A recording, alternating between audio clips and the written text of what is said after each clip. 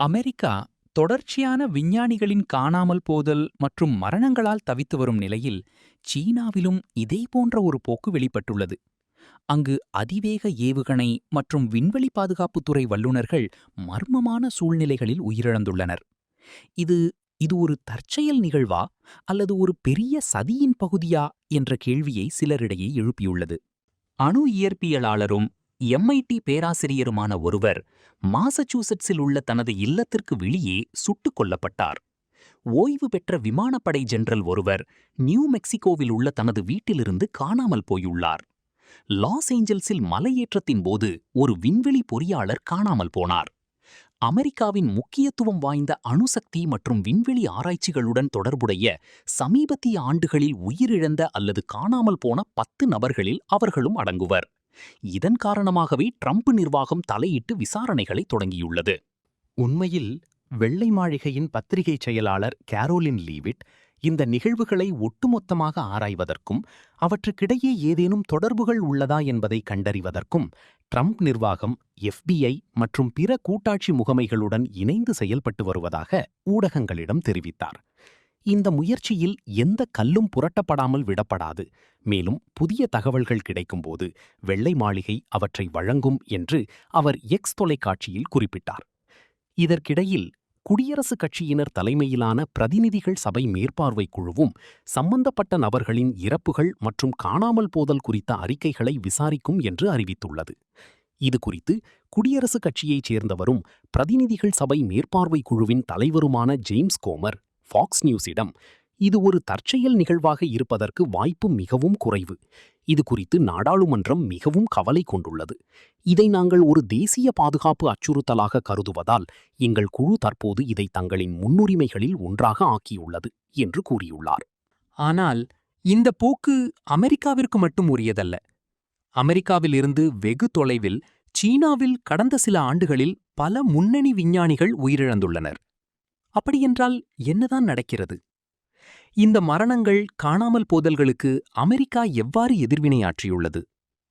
தொடர்ச்சியான மரணங்களும் காணாமல் போதல்களும் ஏதோ ஒரு வகையில் ஒன்றுடன் ஒன்று தொடர்புடையவை என்று அமெரிக்காவில் உள்ள இணைய துப்பறிவாளர்கள் ஊகிக்க வழிவகுத்துள்ளது.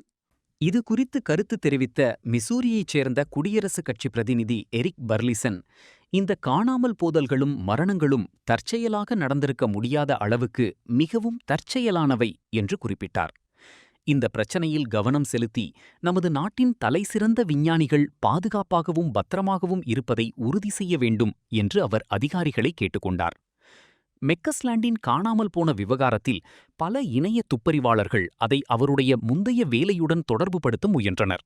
அவர் பணிபுரிந்த காலத்தில் பென்டகனின் மிகவும் மேம்பட்ட விண்வெளி ஆராய்ச்சிகளில் சிலவற்றின் மையத்தில் இருந்தார். மேலும் ஒரு காலத்தில் ரைட் பேட்டர்சன் விமானப்படை தளத்தில் உள்ள விமானப்படை ஆராய்ச்சி ஆய்வகத்திற்கு தலைமை தாங்கினார்.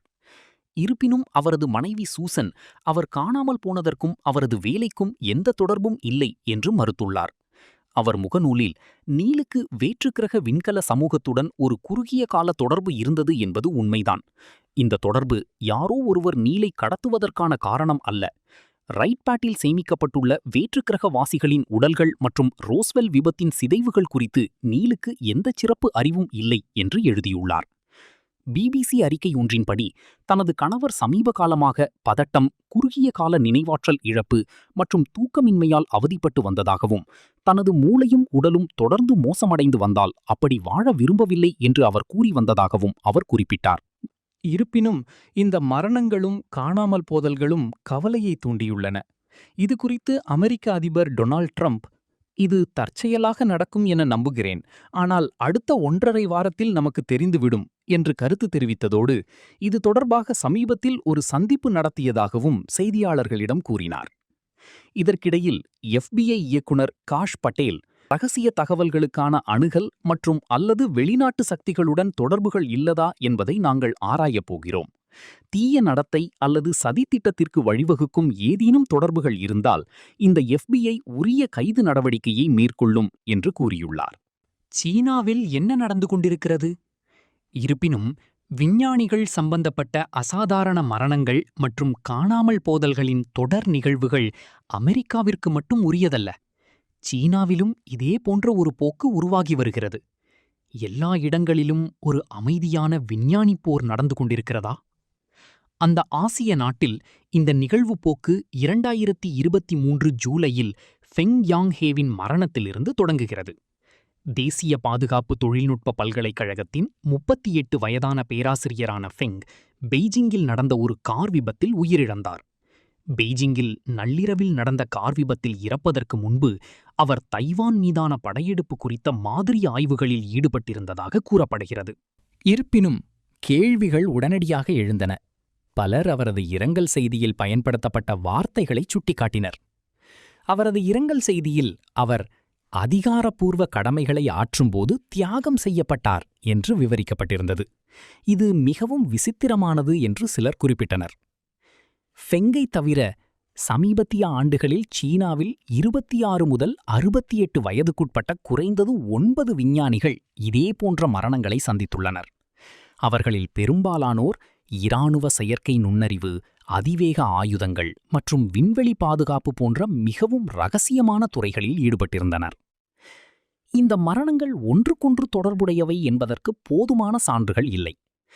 இந்த மரணங்கள் குறித்து கேட்டபோது வாஷிங்டனில் உள்ள சீன தூதரகம் சம்பந்தப்பட்ட நிலைமை குறித்து எங்களுக்கு தெரியாது என்று கூறியதுடன், ஒத்துழைப்பு மற்றும் போட்டியின் மூலம் அறிவியல் முன்னேற்றத்தை சீனா ஆதரிக்கிறது என்றும் வலியுறுத்தியது.